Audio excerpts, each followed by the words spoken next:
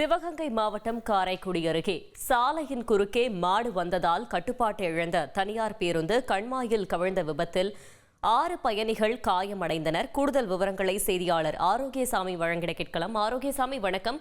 இந்த பயணிகளின் நிலை தற்போது எப்படி இருக்கிறது? இந்த விபத்து தொடர்பான மேலும் தகவல்களை சொல்லுங்க. வணக்கம். சிவகங்கை மாவட்டம் காரைக்குடி திருக்கோஷ்டியூர் இந்த வழித்தடத்துல மல்லிகா என்ற தனியார் பேருந்து இயக்கப்பட்டு வருகிறது.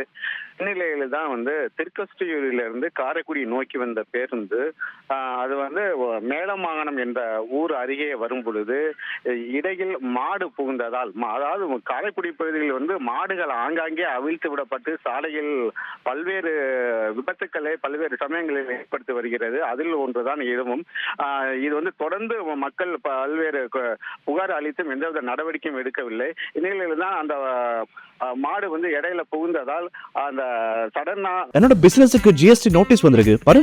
உடனே ஜிஎஸ்டி எக்ஸ்பர்ட் பேசு. உடனே எப்படி கிடைக்கும்? பாஸ் வாலா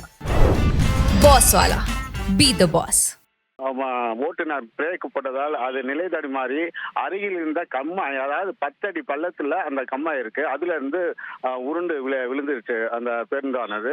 இது உடனடியாக அலறி அடித்துக் கொண்டு பயணிகள் சன்னலை உடைத்துக் கொண்டும் ஒரு சைடா இருக்கின்ற கதவை திறந்து கொண்டும் வெளியில் வந்துவிட்டார்கள்.